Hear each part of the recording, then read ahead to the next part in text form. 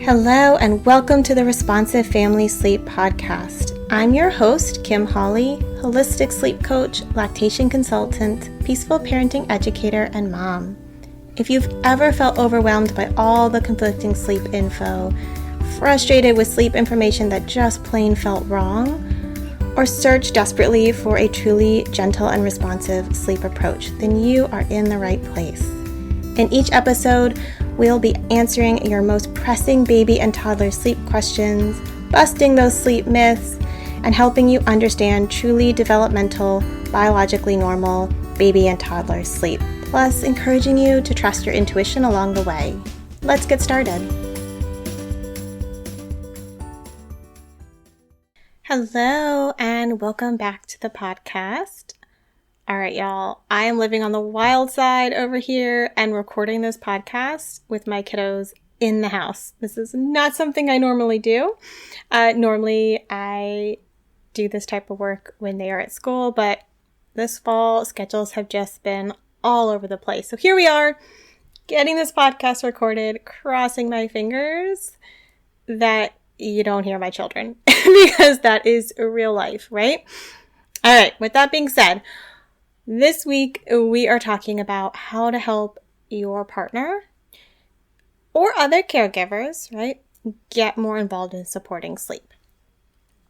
This is like a huge struggle for a lot of parents, and it is a really common goal for the folks that I support with sleep, right? It's like, how do I get my partner to be more involved in sleep? Like, how do I scaffold them? How do I help them? How do I get my kiddo to accept them, right? They want to help out, but they don't feel like they can. Now, I want to start off with just normalizing parent preference around sleep, but also just parent preference in general. It is a normal part of development. It is not a reflection of your child's relationship with that parent. It's not. It's just normal, and it comes and it goes, right? And it'll cycle back and forth between parents sometimes, or for specific activities. And so it's just a really normal part of development. And in the really early months, especially for nursing babies, it's really normal for that parent preference to be around their nursing parent, right? Because, generally speaking, that's who was pregnant with them, carried them, birthed them, now feeds them from their body. That's sort of their primary environment. And littles have a primary attachment figure, right? That they have, that is sort of their number one. And it's going to expand and it's going to even out with time, but generally this is a really normal pattern. Of course, it's not always, right? Like it's okay if your baby seems to do better with their other parent. It's nothing to feel bad about or anything like that. Again, babies just have different dynamics with each of their parents. And so we can see these preferences or this meshing of maybe what the parent is offering, what the baby needs in that moment around specific activities. And then the toddler years, it can go back and forth. Like, I want mommy, I want daddy, I want this parent, I want that parent. So, it's kind of a wild ride through the early years. Now, the other thing about parent preference is sometimes we create it or reinforce it or shape it inadvertently just through the way our lives play out, right? If you get into the routine of always nursing to sleep because that's what your baby responds really well to, then the only experience your baby may have is that you're nursing them to sleep. Right? And so they might not have the other experience of their other parent putting them to sleep. And so they just don't know that's a thing. And we tend to have very lopsided parental leave. If you have, good parental leave, hit or miss in this country. And so we have often moms, right? Often nursing parents are the ones that have a lot more hands-on caregiving time and sleep support time than their other parent, right? And that can create some parent preference, just by default. And these are really normal things to have happen. So it's not like a matter of doing something wrong, just a matter of, hey, we were doing what works and now we're in this pattern and the expectation is always this parent, but how do we open that up, right? The bottom line there is it's normal, right? And sometimes it is so strong that we need to wait it out a bit and just lay some foundations for next steps. And sometimes we're in a really good place to start shifting things. So sleep is vulnerable, and babies generally and toddlers are generally going to do better with the parent that they're most used to going to for comfort. And because we have pretty, gendered roles around comfort and such in early parenting, in many families, often, mom is the comforter and dad is the play, right? Like that is very stereotypical. I fully understand that's not everybody's family. Not everybody's family is a mom and a dad. But like even in families with, a mom and a dad, that's not everyone's dynamic, but it does often happen that way. And so, a parent that does a lot of the comforting is often a parent that's going to do a lot of the sleep supporting, and that's what the baby looks to for that parent. So the first thing we really need to realize is that, okay, sleep is a vulnerable time, and babies and toddlers, young children, need to be able to see both parents as a source of comfort when they're upset and need downregulation. And we need to give them that space. And often I suggest giving that space when they're awake and away from sleep at first, so we can build that comfort with both parents being a source of comfort, right? And so that can often mean making sure that each parent has one-on-one time with baby or toddler, and that it's long enough that they might get upset, they might need to be soothed, right? They might need some comfort. Some kiddos, it's easier to start with a nap than with bedtime or overnight. And so finding those first steps to really have that time together, figure out what tools work for you as the parent, and have that experience, right? Another piece that's really important when we're thinking about providing such as some foundational scaffolding to both parents being able to support sleep is to remember that it's going to look different between parents. Our kiddos have different relationships and dynamics with us. And so, what works for you might not be what actually ends up working for your partner. So sometimes we can have shared pieces of how we support sleep, and sometimes it needs to look different, and that is okay. So they need to figure out their own tools and work it out. It can be helpful to bring both parents into your sleep routines. So let's just say in a family that mom's always doing bedtime routine and then nursing to sleep. And this is true for kiddos that don't nurse to sleep too, right? It's a nice, easy, clean example. So if dad is never, or the other parent is never involved in bedtime, this kiddo has no experience of that being a normal thing. And so they don't have the cognitive ability to know this is a normal thing, right? We got to show it to them. So bringing both parents in to being involved in bedtime, or at least pieces of it, is a really great way. Reading books about both parents in a family doing bedtime, another really great way, depending on the age of your kiddo.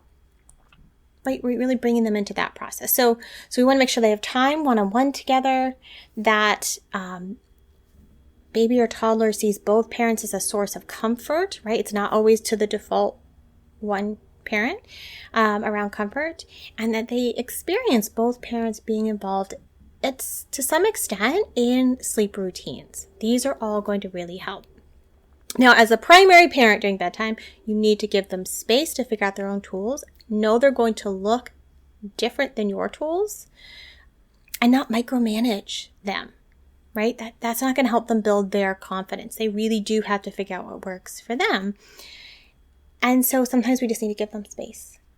And sometimes that space looks better when you're out of the house, right? When your kiddo knows that you're gone and not there.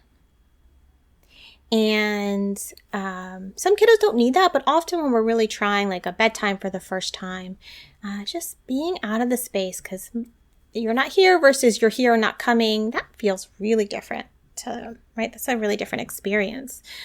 And of course you can have like a signal, an SOS signal, like this is getting upset to the point that I feel like you should just come home. You can discuss that ahead of time. We're not trying to like really upset our littles, but also we have to keep in mind that they are with their parent who loves them and is being responsive to them. They are with a safe person in a safe, trusting relationship.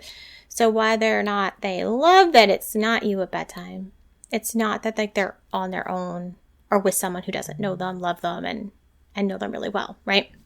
So sometimes giving them space, just time space to soothe through it. Sometimes it's physical space, like I'm going to go for a walk, out to dinner with some friends tonight, just go sit and read a book somewhere, right, while you have this space. And that helps you not do something that can make it harder, which is rush in and rescue at the first sign of distress. So when we do that, we are really undermining our partner's confidence of troubleshooting and not giving them a chance to figure it out, right? If our kiddos aren't used to experiencing it, they do need to know, hey, this parent's got me. We've got it together. We'll get through it. I'm safe. It's okay. And if we're always rushing in, all kind of stressed and frazzled that their baby's crying with our partner and not giving them any space, then we're kind of undermining them, right? A little bit inadvertently, even with really good intention. Because, hey, our babies sometimes cry in our arms as the primary parent doing most of the comforting or sleep, and we can't always stop it either, right? But, had that feeling that we should be able to. So knowing that they need some space and not kind of rescuing them, but knowing also that we can have kind of an SOS, like this isn't the night, this isn't working, let's try again another night. So we have all these different kind of tools and ways we can think through it. And fundamentally, we also have to give it time. And what I mean by that is it's not going to be perfect and smooth the first time or two that you try having, your partner, the other parent, the parent that's not doing sleep on a regular basis.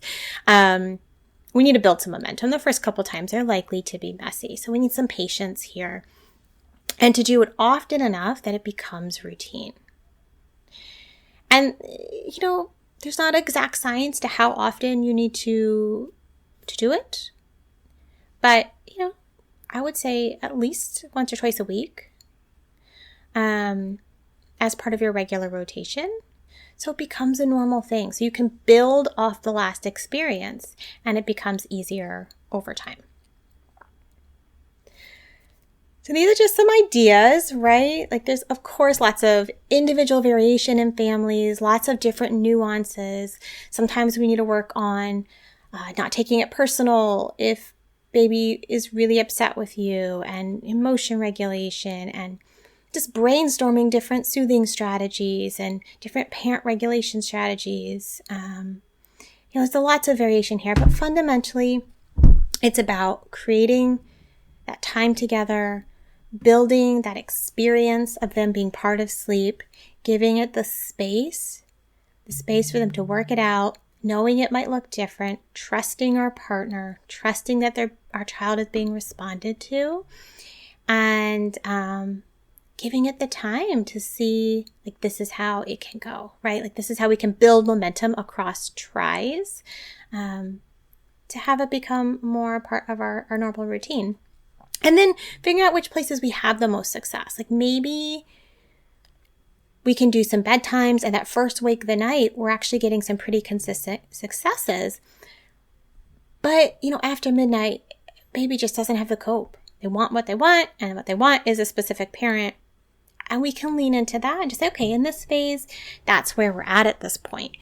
And that can be another helpful way to honor where our babies are at, but also work towards more even sleep support between the parents.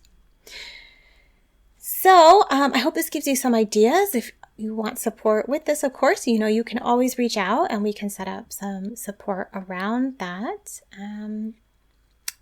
But I feel like this is an area where we can really just thoughtfully and at our own pace work on this and finding better balance within your families if it's something that you're struggling with. Thank you for joining me today. I hope this episode left you feeling more informed, confident, and encouraged on your sleep journey. And just a reminder before you go that nothing in this episode is individualized to your specific sleep situation nor is it to be taken as medical advice. Take what resonates, ignore what doesn't, and check with your healthcare provider about any medical concerns. Take a moment to subscribe to this podcast so that you'll never miss an episode. And take a moment to rate, review, or share an episode you love on social media. All of that helps parents just like you find me, this podcast, and this gentle and responsive sleep information. I'll see you next time.